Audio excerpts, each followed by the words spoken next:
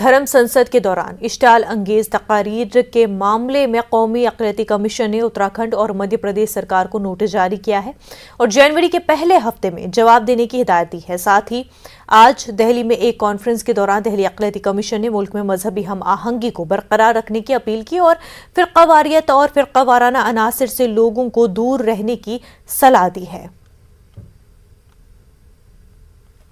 जहाँ तक ये देश है, ये हमारा सबका देश है। इसमें कोई भी ऐसा आदमी बाहर का नहीं है और हमने सब के लिए ये देश सुरक्षित बनाना है, सबके लिए बराबरी का माहौल पैदा करना है और जो वो नारा है सारे जहां से अच्छा हिंदुस्तान हमारा, तो उसकी पूर्ति के लिए हमने काम करना है। जहां भी किसी भाई को ये महसूस हो कि मैं माइनॉरिटी में हूं इसलिए मेरे साथ डिस्क्रिमिनेशन हो रही है, तो उसके लिए ये हमारा कमीशन उसके हमेशा साथ खड़ा होता है और we take the case to the extreme truth. कौमी अक़लियती कमीशन के वाइस चेयरमैन आतिफ रशीद साहब हमारे साथ हैं। अक्सर ये बात हो रही है और समाज में ये बात, इस पर बहुत चर्चा हो रही है कि अल्पसंख्यकों में सुरक्षा की भावना, अदम तहफ़्फ़ुज़ का एहसास वो काफी बढ़ गया है। खासतौर से इस तरह धर्म संसद हुई, किस तरह की कार्रवाई आप लोग कर रहे हैं? मैं देश के अल्पसंख्यक समुदाय को ये विश्वास दिला रहा हूं कि इस देश के चंद लोग, मैं अल्पसंख्यक और बहुसंख्यक दोनों से बात कर रहा हूं, कि इस देश में असदुद्दीन ओवैसी के कहने से कोई हिंदू खतरे में नहीं आएगा, निश्चिंत रहिए। और धर्म संसद में बैठे हुए लोगों में के जहर उगलने से इस देश के किसी अल्पसंख्यक की जिंदगी को कोई खतरा नहीं होगा। आप विश्वास करिए कि इस देश के प्रधानमंत्री का जो संकल्प है, सबका साथ, सबका विकास, सबका विश्वास और सबका प्रयास, ये सरकार, भारत सरकार उसके प्रति प्रतिबद्ध है और ईमानदारी के साथ इस देश को बाबा साहब भीमराव अम्बेडकर के कानून के हिसाब से चलाएगा। कानून के बाहर जाने की जिसने भी कोशिश करेगी, जो भी करेगा, चाहे वो किसी भी समुदाय का हो, चाहे वो कितना भी बड़ा नेता हो, उसको सलाखों के पीछे जाना होगा। आपको डरने की आवश्यकता नहीं है। इस देश की तरक्की में, एक भारत और श्रेष्ठ भारत के निर्माण में अपना योगदान देने के लिए सदैव तत्पर रहें। धन्यवाद। सवाल लगातार ये हो रहा है कि सरकार की तरफ से कार्रवाई नहीं हो रही, गिरफ्तारी नहीं हो रही, ये कई तरह की बातें हैं। कमीशन पर भी ये सवाल है कि उसने कोई कार्रवाई नहीं की। देखिए, कमीशन ने अपना काम बहुत बखूबी करा है। कमीशन का काम यह है कि अगर एफआईआर ना हो तो उसमें एफआईआर कराना, अगर सही धाराओं के तहत ना हो तो सही धाराएं कराना, रिपोर्ट तलब करना। हमने उसमें रिपोर्ट मंगाई है, 10 तारीख तक हमारे पास रिपोर्ट आ जाएगी। आवश्यक, और सुनिए, किसी अल्पसंख्यक समुदाय ने कंप्लेंट नहीं दी। इकबाल सिंह लालपुरा चेयरमैन जी ने सुओ मोटो कॉग्निजेंस लेके इसमें नोटिस जारी करा है और नोटिस जारी करने के बाद आपको ये विश्वास दिला रहे हैं, अगर आवश्यकता पड़ेगी तो मौके पर जाकर इसका मुआयना भी करेंगे, सब वीडियोस का निरीक्षण भी करेंगे, हर चीज करेंगे और इस मामले में जो भी कानूनी के दायरे में रहते हुए कार्रवाई होती होगी वो कार्रवाई होगी। एक सवाल ये भी था कि गुरुग्राम में जो कुछ होता रहा उसको लेकर के कमीशन चुप रहा, ये क्यों हुआ? नहीं, कमीशन चुप नहीं है। कमीशन ने उसमें जो है मुख्यमंत्री, स्थानीय प्रशासन और दोनों पक्षों के लोगों से बातचीत शुरू कर दी है। मैं आपको ये बता रहा हूं, बहुत जल्द हम वहां पर जाएंगे, मौके पे दोनों पक्षों से बातचीत करेंगे और समाधान का रास्ता निकालेंगे। तोड़ने के नहीं, जोड़ने का काम कर रहा है कमीशन। तो ये जो आप जाने वाले हैं, ये कब जाएंगे और किस तरीके से कोई आप लोगों ने शेड्यूल किया है? आपको बता देंगे, इसी वीक जाएंगे। धन्यवाद। कैमरामैन फिरोज वानी के साथ खुर्रम शहजाद, न्यूज़ 18 दिल्ली। नांदेड़ के गाड़ीपुरा में 8 दिसंबर को हुए पथराव और कशीदगी मामले में गिरफ्तार सभी मुलजिमीन की जमानत मंजूर हो गई है। इस मामले में इतवारा पुलिस स्टेशन में 2 अलग अलग मुकदमे दर्ज किए गए थे। पुलिस ने 13 मुस्लिम नौजवानों के अलावा 2 गैर मुस्लिम नौजवान मुलजिमीन को भी गिरफ्तार किया था। 22 दिनों बाद नांदेड़ के सेशन कोर्ट में जब ये मामला समाअत के लिए आया तो अदालत ने सरकारी वकील और वकील दिफा की बातें सुनी और मुलजिमीन की जमानत के बारे में दाखिल की गई दरख्वास्त कबूल करते हुए 25-25 हजार रुपए के जाती मुचलके पर तमाम मुलजिमीन को जमानत पर रिहा करने के अहकामात दिए हैं। मुस्लिम नौजवानों की रिहाई के लिए अदालत में कानूनी लड़ाई लड़ने के लिए MIM के साबिक रियासती सदर सईद मुईन और उनकी टीम की जानिब से एडवोकेट अरीबुद्दीन तहवार पठान और एडवोकेट प्रडकर की खिदमात हासिल की गई थी। अदालत से जमानत मंजूर होने पर मुतासरा अफराद में खुशी का माहौल देखने को मिल रहा है। मुलजिमीन के दोस्त, अहबाब और रिश्तेदार उन्हें मिलने के लिए आज अदालत में पहुंचे थे।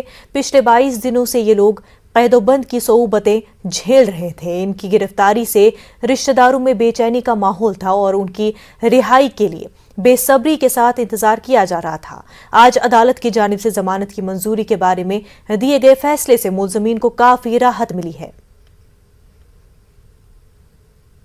बेल लगाई थी और आज दोनों फरीकैन की बहस सुनने के बाद सेशन जज ने दोनों फरीकैन को 25,000 के ज़ाती मुशक्के और ज़मानत पर छोड़ने का रिहाई का ऑर्डर किया है और हमने ज़मानत आज फर्निश कर दी है। इंशाअल्लाह तमाम दोनों भी केस के दोनों भी फरीकैन के जितने भी आरोपी थे वो आज छूट जाएंगे। मुस्लिम समाज के नौजवान जो अंदर हुए थे उनको ये एडवोकेट पररकर साहब, एडवोकेट अरीबुद्दीन साहब, एडवोकेट तोहर पठान की एक वफद की शक्ल में यहाँ पे कोर्ट में उनकी पैरवी के लिए लगाया, जिसके बाद नतीजा ये निकला कि अल्हम्दुलिल्लाह उन तमाम नौजवानों की रिहाई अमल में आई।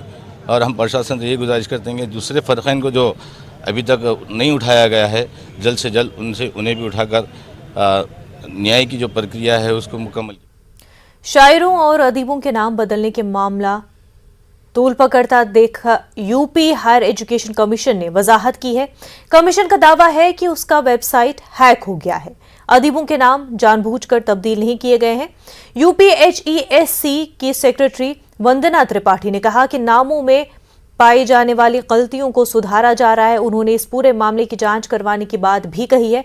ख्याल रहे कि कमीशन की वेबसाइट पर अकबर प्रयागराजी हो गए थे। उनके साथ साथ इस फहरिस्त में तेग इलाहाबादी और रशीद इलाहाबादी के नाम भी शामिल हैं। उर्दू शायरों के नामों के साथ खिलवाड़ किए जाने पर अदबी हलकों में नाराजगी पाई जाती है।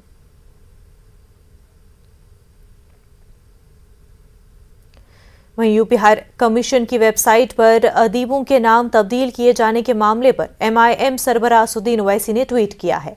उन्होंने लिखा है कि शहर क्या शायर क्या, यूपी में बाबा सबके नाम बदल रहे हैं। अकबर इलाहाबादी का नाम बदलकर प्रयागराजी कर दिया गया।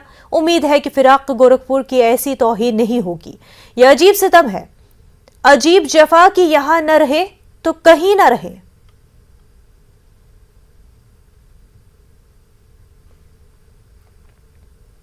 मनी लॉन्ड्रिंग केस में ईडी ने महाराष्ट्र के साबिक वज़ीर दाखिला अनिल देशमुख के खिलाफ दूसरी चार्जशीट दाखिल कर दी है।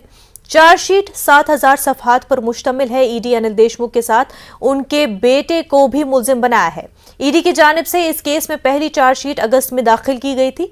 इस चार्जशीट में अनिल देशमुख के पर्सनल सेक्रेटरी संजीव और पर्सनल असिस्टेंट कुंदन शिंदे को मुल्जिम बनाया था। ख्याल रहे कि 2 नवंबर को अनिल देशमुख को पूछताछ के बाद ईडी ने गिरफ्तार किया था। नीट पीजी काउंसलिंग में ताखीर के खिलाफ एहतजाज कर रहे रेजिडेंट डॉक्टरों के साथ पुलिस की झड़प का मामला सुप्रीम कोर्ट पहुंच चुका है। सुप्रीम कोर्ट में एक मफाद आमा की अर्जी दाखिल की गई है और कोर्ट से मामले की संजीदगी को देखते हुए अज खुद नोटिस लेने की अपील की गई है।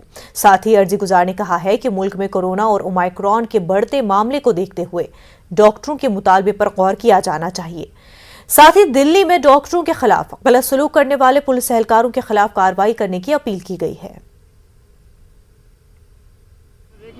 डॉक्टर ने देखा क्या, कुछ नहीं बोला कि अगली डेट दे दी, कहने लगे जब हड़ताल खत्म हो जाएगी तब आ जाना। क्यों, मतलब क्या हुआ है? आपको किसको दिखाने आए थे? वाइफ को दिखाना है। क्या हुआ है? इनका बायोप्सी होना है। इनको ऑपरेशन की डेट दी है 11 तारीख को, 11 जनवरी की। अच्छा। अब बिना बायोप्सी के ऑपरेशन नहीं होगा। अच्छा, तो आज वो बायोप्सी नहीं हुई।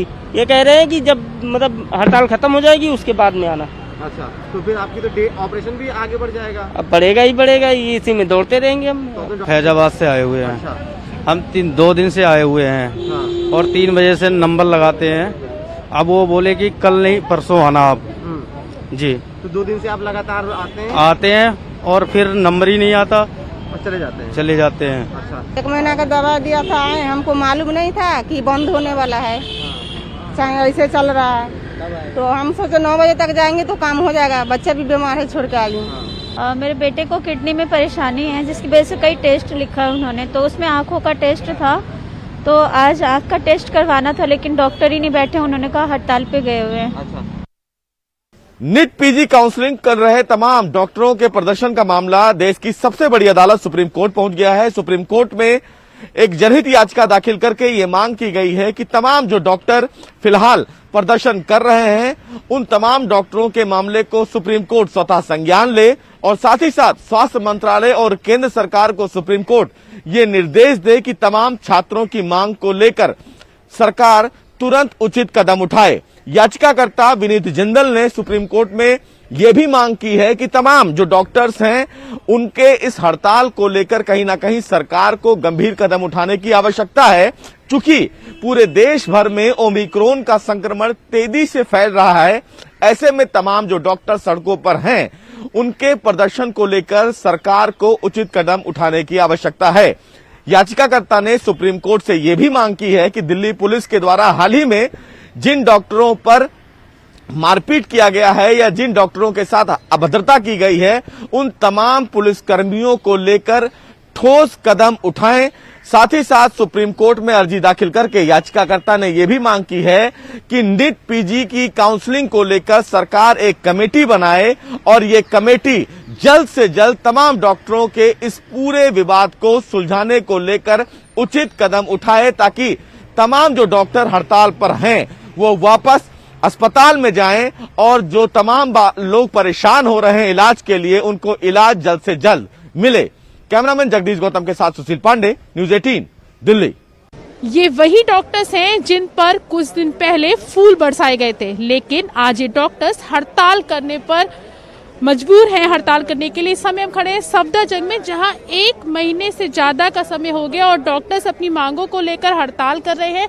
हालांकि कल स्वास्थ्य मंत्री ने आश्वासन भी दिया था, नीट काउंसलिंग जल्दी करवाने को लेकर बातचीत भी हुई थी, लेकिन जो हड़ताल है वो कंटिन्यू है। फोडा के जो प्रेसिडेंट है वो हमारे साथ मौजूद है, उन्हीं से बात करेंगे। हालांकि अभी उन्होंने डॉक्टर्स के साथ बैठक की है, लेकिन नतीजा जो है वो कुछ भी नहीं निकला। ये बताइए, नतीजा कुछ नहीं निकल रहा है। कल भी स्वास्थ्य मंत्री से आप लोगों की बैठक हुई, आज भी नतीजा बेनतीजा है। क्या स्ट्राइक कंटिन्यू होगी या कॉल ऑफ का कुछ प्लान है आप लोगों का? नहीं, स्ट्राइक तो कंटिन्यू है। स्ट्राइक उसमें तो कोई डाउट ही नहीं है कि हमने कभी बोला स्ट्राइक कॉल ऑफ कर रहे हैं। स्ट्राइक कंटिन्यू है।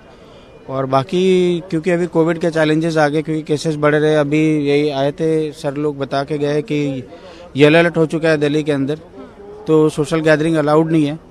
तो हम बस वही आपस में मीटिंग करके देखते हैं कि इसका क्या अल्टरनेटिव हम निकाल सकते हैं, कैसे कर सकते हैं। दिल्ली में येलो अलर्ट है, पुलिस भी यहाँ पर लगा दी गई है क्योंकि गैदरिंग नहीं हो सकती है, लेकिन उसके बावजूद यहाँ पे डॉक्टर्स इकट्ठे हैं। तो क्या प्लानिंग है आप लोगों की? क्या आप लोग अपने अपने कामों पे लौट जाएंगे? नहीं, डॉक्टर्स इकट्ठे हुए हैं यहाँ पे। वो सर आए थे इनको एड्रेस करने के लिए, उनको बताने के लिए कि येलो अलर्ट हो चुका है, तो आप लोग इकट्ठा नहीं होइए। और किसी वजह से इकट्ठा नहीं हुए थे यहाँ पर।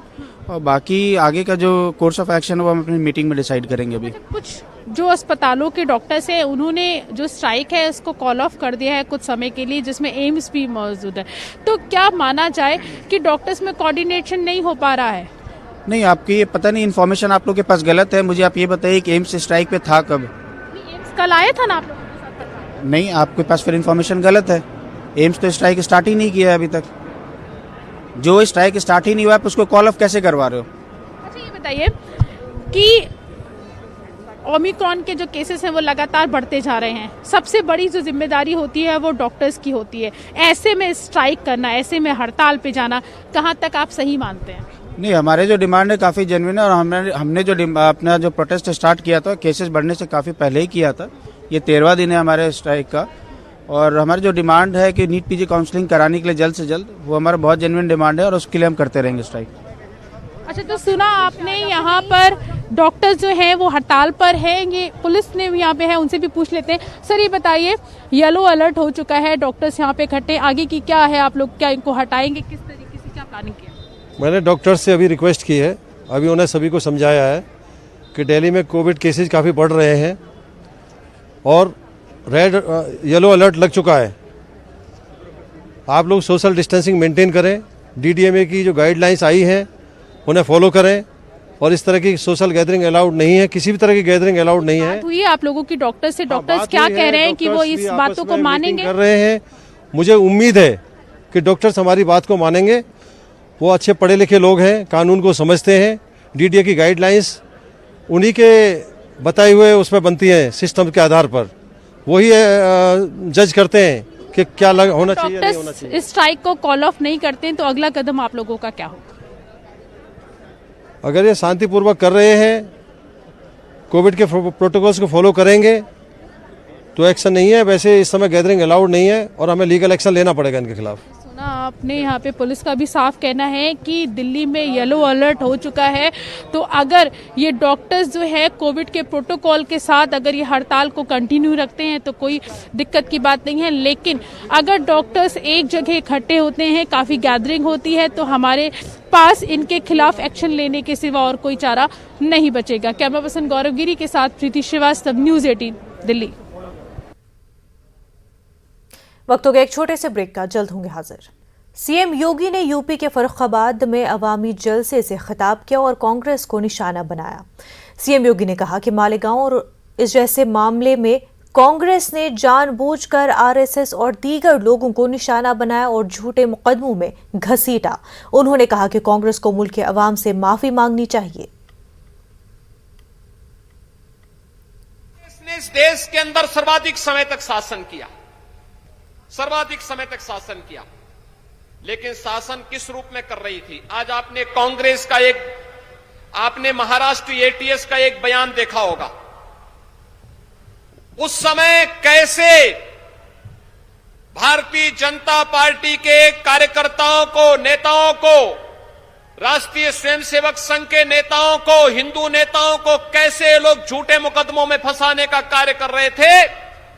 आपने मालेगांव विस्फोट के मामले में देखा होगा। कांग्रेस की शरारत देश के खिलाफ एक अपराध है और कांग्रेस के लोगों को इसके लिए माफी मांगनी चाहिए देश की जनता से।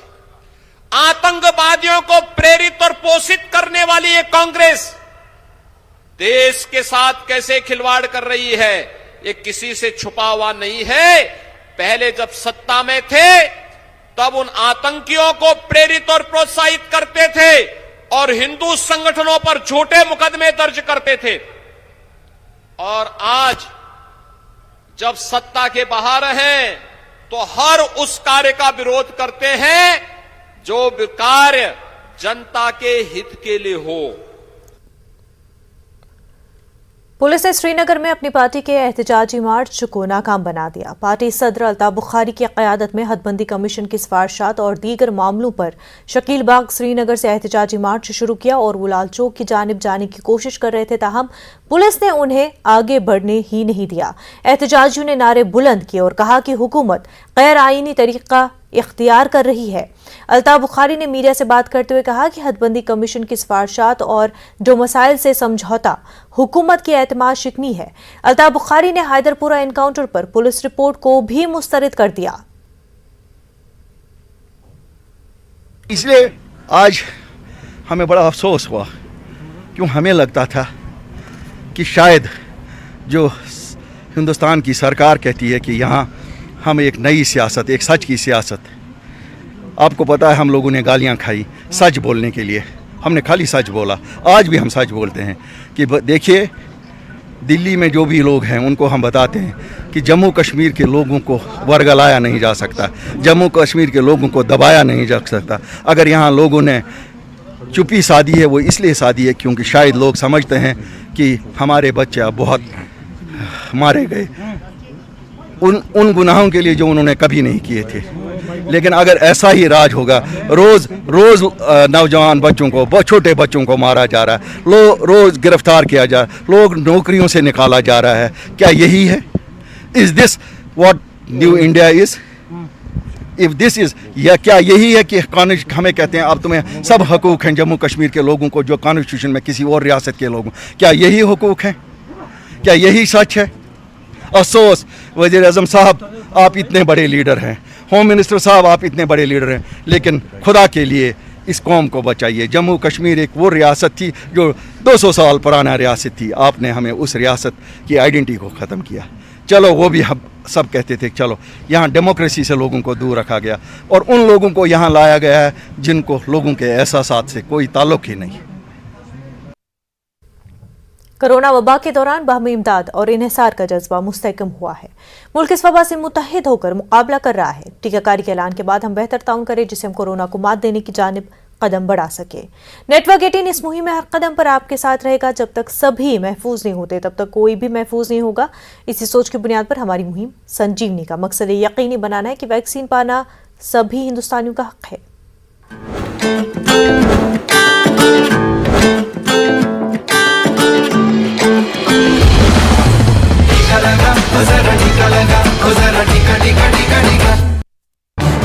इस न्यूज हेडलाइंस के प्रायोजक पेट सफा आयुर्वेदिक